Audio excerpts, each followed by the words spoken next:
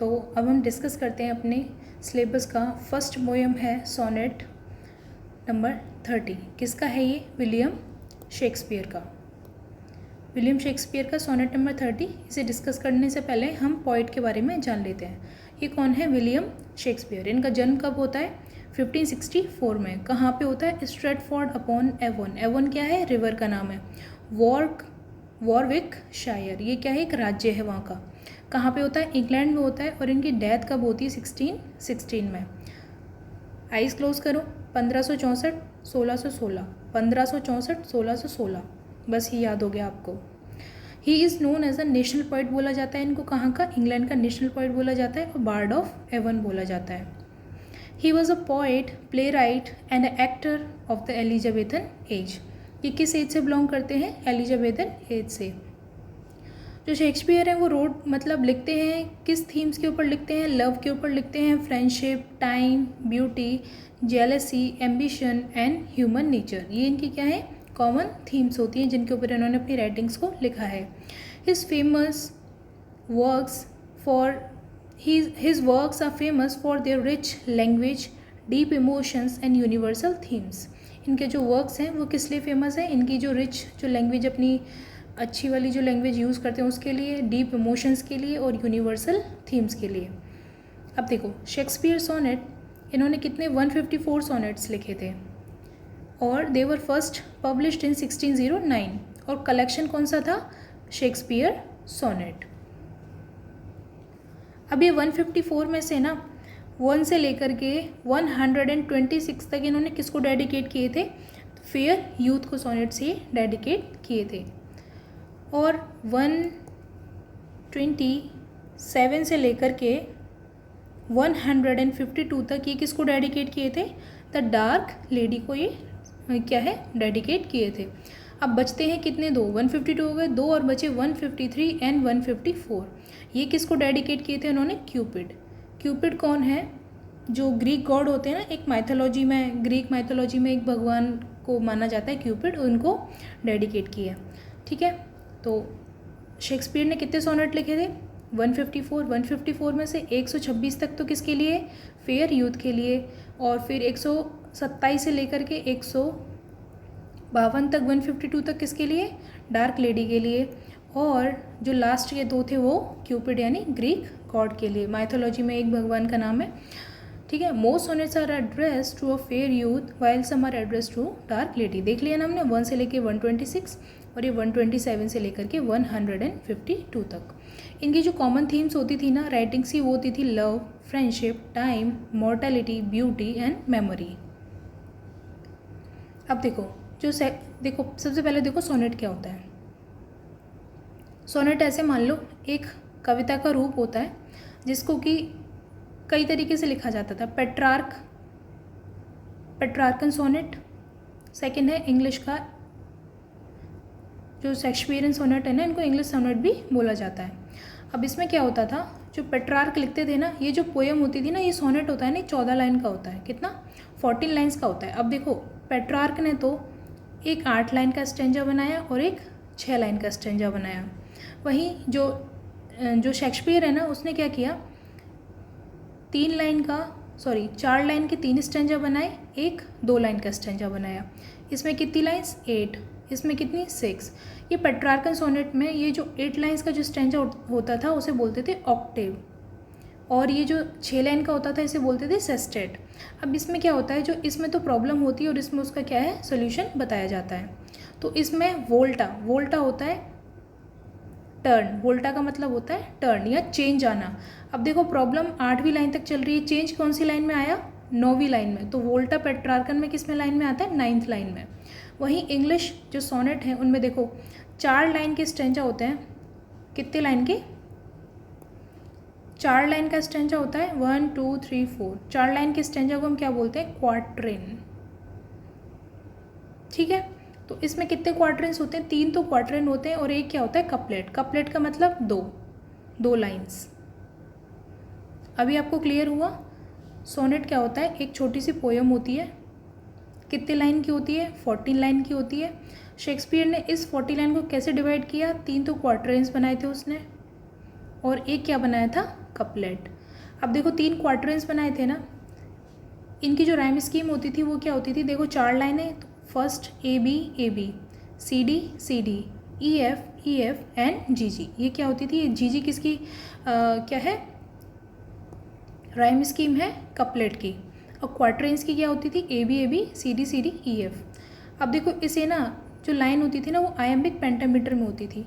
जैसे मान के चलो कोई भी लाइन है ना, उसमें 10 लेवल हैं, कितने, 1 2 3 4 5 6 7 8 9 10। अभी 10 लेवल है ना, तो ये कैसे होंगे, ये पहला तो अनस्ट्रेस होगा, यानी इस पर स्ट्रेस नहीं दिया जाएगा, सेकेंड वाले पे स्ट्रेस दिया जाएगा, फिर इसको अनस्ट्रेस, फिर stress, unstress stress, unstress stress, unstress stress. इस तरीके से क्या होता है, एक ये जो पेयर बनता है ना, इसको बोलते हैं हम फुट। क्या बोलते हैं, फुट। तो अब देखो इसमें कितने फुट बने, 1 2 3 4 5, कितने बने, 5 फुट। 5 फुट को हम क्या बोलते हैं, मीटर। फुट मतलब मीटर। तो कितने, 5 को इंग्लिश में उसमें क्या बोलेंगे, पेंट, और फुट को मीटर, तो पेंटामीटर। तो शेक्सपियर सोनेट की ये लाइन समझ में आ गई कि क्या होता था, पेंटामीटर का मतलब क्या हुआ, 10 लेवल होते थे, ठीक है। 10 लेवल का मतलब है 5 मीटर यानी फुट। और आईएम का मतलब है स्ट्रक्चर कैसे चलता था, पहले अनस्ट्रेस फिर स्ट्रेस। तो आईएम का मतलब 2, इस जो स्ट्रक्चर को फॉलो करते हैं उसे बोलते हैं आइएम्बिक। आई होप ये क्लियर हो गया होगा। 14 लाइन होती थी, आइएम्बिक पेंटामीटर, समझ में आ गया ना। राइम स्कीम क्या होती थी, A B, C D, E F G. अभी एंड किससे होता था, कपलेट से होता था। Then of one gives the main message और कंक्लूजन। अब जो मेन जो मैसेज दिया जाता था वो फाइनल की जो 2 लाइन होती थी यानी कपलेट होता था उसमें दिया जाता था। राइम स्कीम आपने देख ली ना, A B, C D, E F G. अब देखो वर्क्स देख लेते हैं हम किसके, विलियम शेक्सपियर के। देखो सबसे पहला हैमलेट, ये क्या ट्रेजेडी लिखी थी इन्होंने, Macbeth, Othello, King Lear and Romeo and Juliet. Romeo and Juliet तो तुमको याद ही होगा, इसको याद करने की मैं ट्रिक बताती हूँ। जैसे विलियम शेक्सपियर क्या करते हैं, हुक्म करते हैं, क्या करते हैं, हुक्म, किसको करते हैं, एलिजाबेथ को, बस इतना याद रखो, एलिजाबेथ है नहीं जा। एच से हैमलेट, ओ से ओथेलो, और के से किंग लियर, और एम से मैकबेथ, क्या करते हैं, हुक्म। यहाँ पे आपकी ट्रेजेडी ये आपको याद हो गई। नेक्स्ट है comedies, as you like it comedy है, twelfth night, a midsummer night's dream, merchant of Venice. इनके हिस्टोरिकल प्लेज हैं कुछ, हेनरी फोर्थ और रिचर्ड थर्ड। इन्होंने पोइट्री लिखी है, शेक्सपियर सोनेट लिखे हैं कितने, 154। वीनस एंड एडोनिस इनकी क्या है, पोइट्री है। द रेप ऑफ ल्यूक्रेस, ये इनका क्या है, पोइट्री कलेक्शन है। देखो एक बार फिर से देखो रिवाइज करते हैं, आइज़ क्लोज करना। इनकी ट्रेजेडी देखो, ट्रेजेडी कैसी है, हुक्म किया है इन्होंने, किसको किया, जो एलिजाबेथ है उसको किया। एच से हैमलेट, एम से मैकबेथ, ओ से ओथेलो, के से King Lear. As you like it, twelfth night, Midsummer, Merchant of Venice. देखो इसको याद करने की एक ट्रिक बता देती हूँ। वेनिस में क्या थी, मिडसमर चल रही थी, और कौन सी रात थी, ट्वेल्थ नाइट थी, जब उसने क्या किया, तुमको लाइक किया। वेनिस में क्या चल रही थी, मिडसमर थी, और रात कौन सी थी, ट्वेल्थ नाइट थी, जब उसने क्या किया, तुमको पसंद किया। ये याद हो गया, as you like it, twelfth night, midsummer night dream, और the merchant of Venice. Henry fourth, Richard third, यहाँ पे हमारा ये कंप्लीट होता है। विलियम शेक्सपियर का जन्म देखो 1564 1616, was the greatest dramatist and the poet of the Elizabethan age, popularly known as the Bard of Avon. He wrote 154 sonnets and many famous plays. Sonnet 30 deals with memory loss and the healing power of friendship. अब अपना जो sonnet number 30 है उसे discuss करते हैं।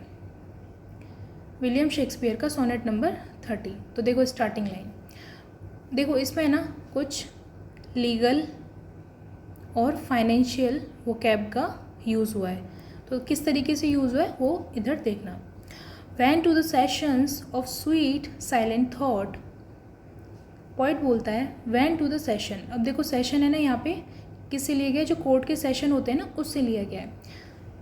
एक तो हम इसका लिटरल मीनिंग देखेंगे, उसके साथ में फिर इसका जो एक्सप्लेनेशन है, जो डीप मीनिंग है, वो देखेंगे। जो पॉइंट बोलता है, जब मैं शांत और मधुर विचारों की सभा में बैठता हूँ। सेशन मतलब सभा, जो कोर्ट के ट्रायल्स, जो कोर्ट की सभा होती है वहाँ पे बैठता है। When to the session of silent sweet silent thought, किसकी सभा में? अपनी मधुर विचारों की सभा में। I summon up remembrance of things past. Summon up का मतलब होता है बुलाना, कॉल करना। ये भी क्या है? एक लीगल टर्म है। कोर्ट में जब किसी को बुलाना होता है तो उसके लिए क्या यूज़ किया जाता है? समन करना। मैं बीती हुई बातों और यादों को अपने मन में बुला लेता हूँ। क्या करता है पॉइंट? आई समन अप, मैं बुला लेता हूँ किसको? रिमेम्बरेंस यानी पुरानी और बीती यादें ऑफ द पास्ट, किसकी? पास्ट की। I sigh the lack of many a thing I sought. वो क्या करता है? आहा बढ़ता है the lack of many a thing I sought. तब मैं उन अनेक चीज़ों के लिए दुखी होता हूँ जिन्हें पाने की इच्छा थी लेकिन नहीं पा सका। साउट का मतलब होता है, मतलब जिस चीज़ की मुझे तलाश थी या जो चीज़ मैं चाह रहा था वो नहीं मिला उसे। तब मैं उन चीज़ों के लिए दुखी होता हूँ जिन्हें पाने की इच्छा तो थी, मतलब पाना तो चाहता था लेकिन क्या है? उन्हें पा नहीं सका। And with old woes new wail my dear time's waste. और पुरानी पीड़ाओं को याद करके फिर दुख मनाता हूँ कि मेरा जो बहुमूल्य समय था वो व्यर्थ चला गया।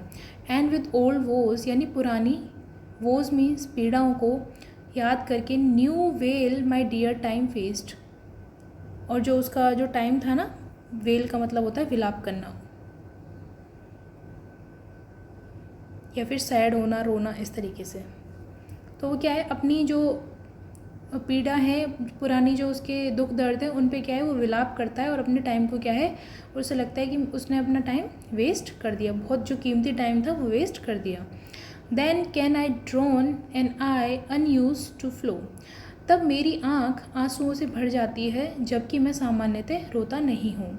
अनयूज टू फ्लो यानी सामान्यतः क्या है? वो रोता नहीं है। Then I can drown an eye, तब मेरी आँखें क्या हो जाती हैं? आंसुओं से भर जाती हैं। For precious friend hit in deaths dateless night. उन प्रिय मित्रों के लिए, फॉर प्रीशियस फ्रेंड यानी बहुमूल्य और कीमती दोस्तों के लिए जो मृत्यु के अंधकार में हमेशा के लिए खो गए हैं। हिड का मतलब, हिडन का मतलब छिपना, यानी हाइड मतलब छिप गए यानी खो गए हैं। In the deaths dateless night, और अंधकार के किसमें? डेटलेस, जो मृत्यु का जो अंधकार है उसमें हमेशा के लिए क्या है? खो गए, यानी उनकी डेथ हो चुकी है। And weep afresh love's long silence cancel foe, और प्रेम से जुड़े पुराने दुखों को फिर से याद करके रोता हूँ। एंड वीप अ फ्रेश, फिर क्या है? दोबारा से फिर वो क्या है? रोता है किसको? अपने पुराने दुखों को याद करके। Long since cancel woes. And moan the expense of many a vanished sight, और उन अनेक चीज़ों के खो जाने का शोक करता हूँ जो अब कभी वापस नहीं आ सकती। मोन का मतलब है शोक करना। Of the expenses of many यानी उन जो बहुमूल्य जो चीज़ें थी उनको क्या है? वो खो देता है, और अब क्या है? वो जो हैं वो वैनिश हो चुकी हैं, यानी एकदम समाप्त हो चुकी हैं, वो क्या अब वापस नहीं आएंगी। वैनिश का मतलब होता है गायब हो जाना। और देखो इधर डेटलेस का मतलब था, ये डेटलेस का मतलब है, डेटलेस मतलब अनंत या फिर जिसका कोई अंत नहीं होता है। यहाँ तक आया समझ में? Then I can grieve at grievances foregone. देखो ग्रीवांसेस ये क्या है? एक फाइनेंशियल टर्म है, यानी किसके लिए यूज़ होता है? जैसे पेंशन एंड ग्रीवांसेस शिकायत के लिए यूज़ होता है, ठीक है। फिर मैं उन दुखों के लिए भी दुखी हो जाता हूँ जो पहले ही बीत चुके हैं। Then I can grieve at grievances foregone. Foregone का मतलब जो पहले ही बीत चुके हैं, जो पहले ही क्या है? मतलब निपटाए गए। जैसे फॉरगोन है ना, केसेस के लिए होते हैं जो पहले ही निपटा दिए जाते हैं, उनके लिए यूज़ होता है फॉरगोन। ग्रीवांसेस मतलब होता है शिकायत है, तो यहाँ पे पोइट क्या बोलता है, फिर मैं उन दुखों के लिए भी क्या है दुखी हो जाता हूँ जो पहले ही बीत चुके हैं, जो दुख अभी है नहीं ना उनके लिए भी मैं क्या होता हूँ दुखी होता हूँ। किस चीज़ को याद, मतलब उन जो याद हैं उनकी वजह से क्या है वो दुखी होता है। एंड हैवीली फ्रॉम वो टू वो टेल और एक से दूसरे दुख तक की कहानी क्या है बार बार दोहराता हूँ। एंड हैवीली फ्रॉम वो टू वो टेल ओर, यानी बार बार क्या है वो दुखों को अपने रिपीट करता रहता है। The sad account of fore bemoan moan, मैं पहले से रोए गए दुखों का हिसाब फिर से लगाता हूँ। ये अकाउंट का मतलब होता है हिसाब किताब लगाना, ये क्या एक फाइनेंशियल टर्म इसमें यूज़ हुई है। मैं क्या कर, वो जो पॉइंट है वो क्या करता है, मैं पहले से रोए गए दुखों, the sad account of four, यानी पहले के जो दुख थे उनको क्या वो दोबारा से उनका क्या करता है हिसाब लगाता है। Which I new pay as if not paid before, और कैसे हिसाब लगाता है, मानो उन दुखों की कीमत पहले कभी चुकाई ही ना हो और अब फिर से क्या है चुकानी पड़ रही हो। But if the while I think on thee dear friend, लेकिन जब मैं अपने प्रिय मित्र के बारे में सोचता हूँ, but if the while I think on thee किसके लिए, अपने प्रिय मित्र के लिए। All losses are restored and sorrows end, तो क्या हो जाता है जो सारे दुख हैं ना और उसके जो सारे जो भी कमियां हुई थी, हानियां हुई थी, वो पूरी हो जाती हैं और उसके क्या सारे दुख समाप्त हो जाते हैं। देखो यहाँ तक तो एक 12th लाइन तक तो देखो पोएम किसकी बात कर रहा है, वो प्रॉब्लम की बात कर रहा है।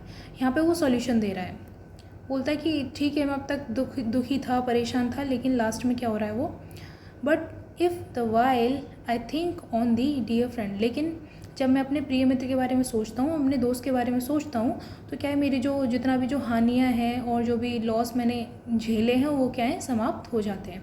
तो इसमें क्या होता है 13th और 14th लाइन में रिजोल्यूशन होता है, ये है कपलेट, और ये 4 लाइन के क्या होते हैं स्टेंचा। अब देखो इनकी एक बार राइम स्कीम में मैं आपको दिखा देती हूँ। Friend and ji,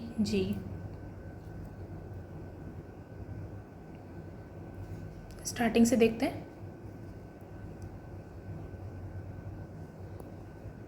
thought, sought, past, waste, A B इस तरीके से। फिर सेकेंड स्टेंचा में कैसे होगी C D, A B C D, E F, और इधर फिर क्या हो जाएगी जी। देखो ये तो हमने था इसका लिटरल मीनिंग। अब इसमें देखो इसका एक्सप्लेनेशन देखते हैं। ये जो पोइट है ना क्या है, अकेले बैठकर है ना अपने अतीत के बारे में सोचता है, यानी पास्ट के बारे में अपनी चीज़ों को सोच रहा है, अपने दोस्तों को याद कर रहा है। इसने क्या है अपने किसी एक जो बहुत करीबी जो व्यक्ति है उसको क्या है खो दिया है। अब उसके बारे में सोचता है, उसको सोच करके मतलब दुखी होता है, अपनी पुरानी घटनाओं को याद करता है, और उसके सामने उसकी क्या है जो जितनी भी घटना थी वो सामने आ जाती हैं। कुछ अधूरी इच्छाएं भी आ जाती हैं, उनका भी दुख होता है इसे। पुरानी तकलीफ़ें फिर से तरोताज़ा हो जाती हैं। जब आदमी परेशान होता है ना तो उसको पास्ट की मेमोरीज़ क्या है वो बहुत ज़्यादा परेशान करती हैं, तो उसकी जो पुरानी जो तकलीफ़ थी वो भी क्या है तरोताज़ा हो जाती हैं। कभी है ना भावों कर रो पड़ता है, मृत मित्रों की याद उसे रुलाती है, यानी उसने किसी अपने बहुत करीबी को खो दिया है जिसकी याद उसे हमेशा रुलाती रहती है। जो पुराने प्रेम संबंधों की पीड़ा क्या है पुनः जाग उठती है, यानी वो उनको बहुत मिस करता है और उनके संबंधों की जो पीड़ा है यानी दुख है वो क्या है वापस से उसके लाइफ में मतलब उसको ये परेशान करती है। खोए हुए अवसरों और सुखों का दुख, यानी जो अवसर हम खो देते हैं उसका दुख था, और किसका सुखों का दुख। पुराने दुख दोबारा उसको याद आने लगते हैं, दुखों की गिनती करता है कि मतलब कौन कौन से दुख आए थे उसके जीवन में। वही पुराने दुख क्या है उसे बार बार याद आते हैं।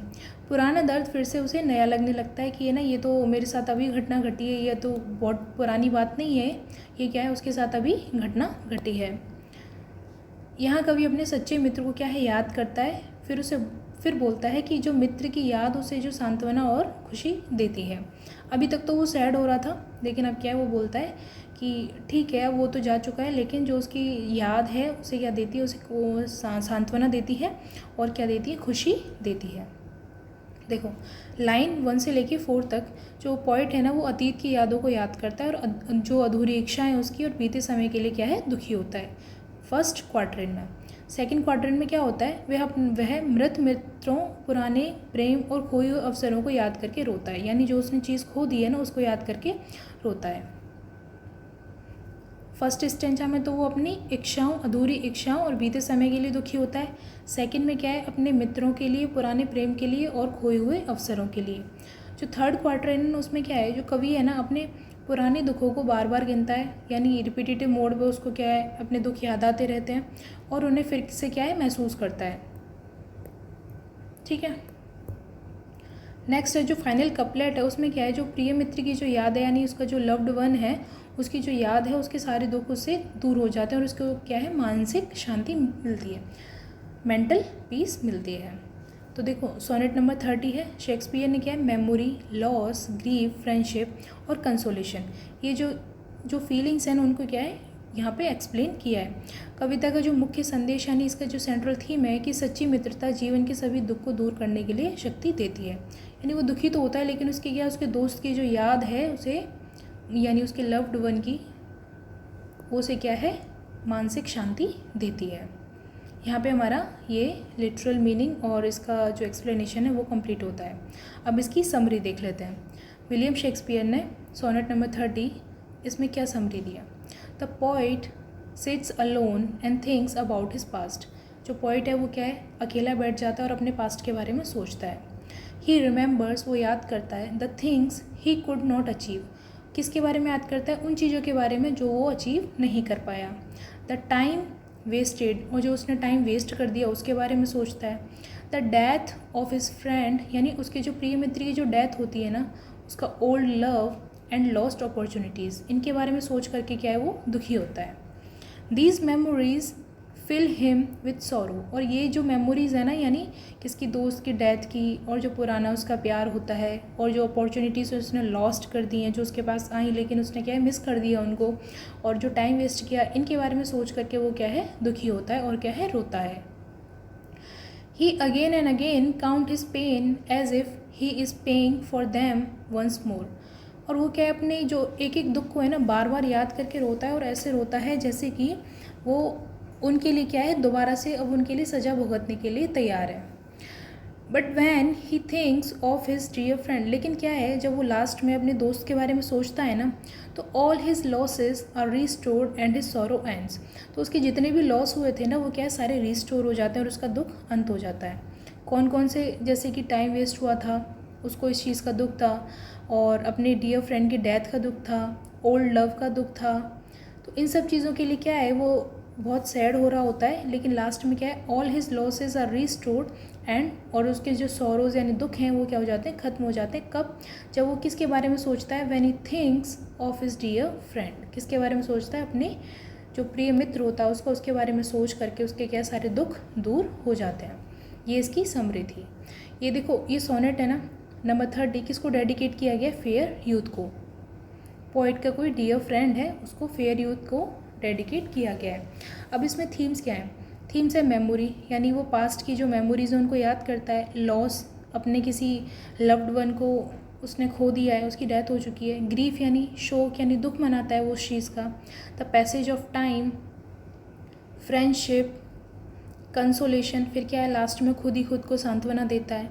And the healing power of a true friend, यानी एक जो सच्चा मित्र होता है ना, उसकी हीलिंग पावर को दिखा रहा है कि ये उसकी डेथ हो चुकी है लेकिन फिर भी क्या है, उसकी जो मेमोरीज़ है ना उसको क्या है, सांत्वना दे रही है, यानी मेंटल पीस दे रही है। अब देखो इसकी टोन कैसी है, देखो टोन और मूड। टोन होती है पॉइंट किस एटीट्यूड में लिख रहा है, मूड होता है उसको पढ़ने के बाद में हम क्या फील करते हैं।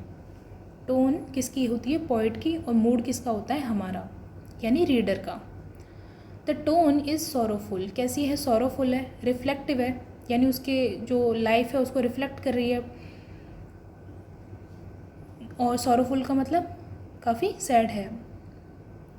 In the first 12 lines and turns joyful, यानी 12 लाइन्स तक तो क्या है, सॉरोफुल और रिफ्लेक्टिव दिखाई देती है। लेकिन देखो वोल्टा किस लाइन में आता है, 13th लाइन में आता है, किस में, शेक्सपियर सोनेट में। वोल्टा का मतलब होता है चेंज, लेकिन and turns joyful, grateful and relieve in the concluding couplet, जो लास्ट का जो कपलेट है 13th और 14th लाइन, 2 लाइन होती है इसमें, कपलेट है।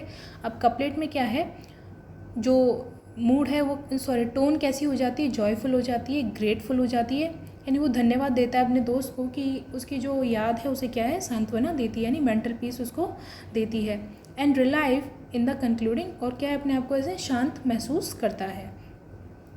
अब इसको पढ़ने के बाद में हमारा मूड कैसा हो जाता है, अब हमारे मूड की बात करते हैं। अब हमने उसकी ये इतनी दुख भरी कहानी सुन ली, अब हमारा मूड देखते हैं। अब हमारा मूड उसको देख के कैसा होगा, हम भी थोड़े सैड हो जाएंगे। मेलनकलिक है यानी सैड एंड पेंसिव, दोनों का मतलब सेम ही होता है, यानी सैड। इन द बिगनिंग, शुरू में तो क्या है, हम भी इसकी गाथा को सुन के क्या हो जाते हैं, काफ़ी दुख फील करते हैं कि उसने अपने दोस्त को खो दिया, उसने अपॉर्चुनिटीज़ को खो दिया। लेकिन लास्ट में क्या होता है, and becomes peaceful and happy in the end.